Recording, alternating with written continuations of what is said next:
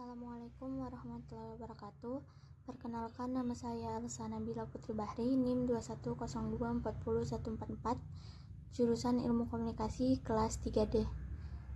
Video ini dibuat untuk memenuhi tugas pengantar teknologi komunikasi, di mana di video ini saya akan membahas mengenai keterkaitan teknologi dalam masyarakat.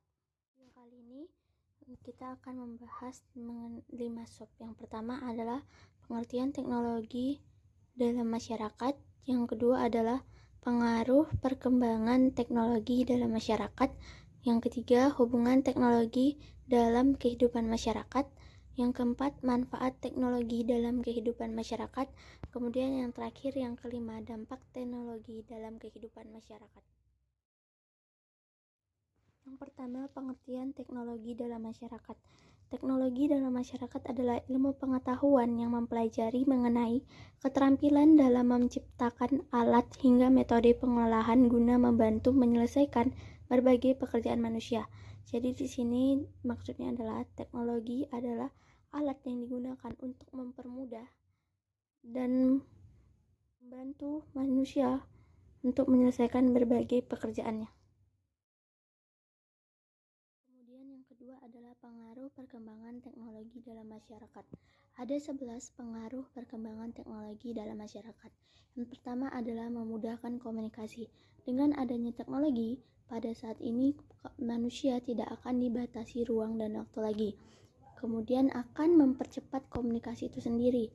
Daripada dulu yang harus menunggu berhari-hari, dengan adanya teknologi saat ini dapat mempercepat komunikasi. Kemudian yang ketiga adalah memudahkan pekerjaan.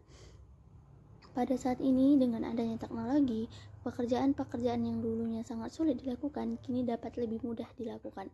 Keempat adalah komunikasi lebih efisien. Kemudian yang kelima adalah akses informasi lebih cepat. Informasi dari belahan dunia lain dapat kita tahu dengan lebih cepat lagi. Kemudian yang keenam adalah menggabungkan banyak orang. Yang ketujuh adalah akses yang tak terbatas. Yang kedelapan adalah persaingan di bidang teknologi komunikasi. Yang kesembilan, kemudahan bertukar informasi. Kesepuluh, mendekatkan jarak. Kemudian yang ke-11 adalah ketergantungan teknologi. Kemudian yang ketiga adalah hubungan teknologi dalam kehidupan masyarakat. Terdapat kedua hubungan teknologi dalam kehidupan masyarakat. Yang pertama adalah tidak dapat dipisahkan. Teknologi pada saat ini tidak akan dapat kita pisahkan pada kehidupan sehari-hari kita. Kita akan terus memerlukan atau mungkin bahkan bergantung dengan teknologi. Kemudian yang kedua adalah dapat mempengaruhi individu maupun kelompok. Dengan adanya teknologi kita dapat terpengaruh. Kemudian yang keempat adalah manfaat teknologi dalam kehidupan masyarakat. Adapun manfaat teknologi dalam kehidupan masyarakat adalah sebagai berikut. Yang pertama adalah kecepatan. Kemudian yang kedua adalah kejelasan.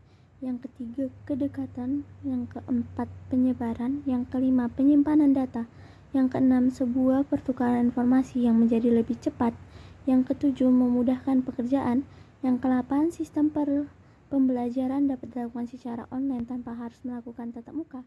Kemudian yang ke-9 adalah dapat melakukan transaksi dalam bidang apapun dan di mana saja.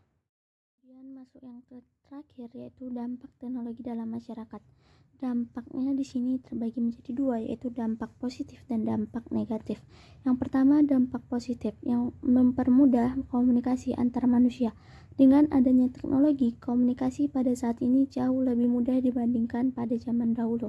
Kemudian yang kedua adalah mempermudah mendapatkan layanan tertentu. Dengan adanya teknologi, kita dapat lebih mudah untuk melakukan berbagai aktivitas. Seperti misalnya ojek. Jika dulu kita harus menunggu lama, sekarang kita hanya dengan aplikasi kita dapat memesan ojek. Kemudian yang ketiga adalah dapat dijadikan sebagai sarana hiburan.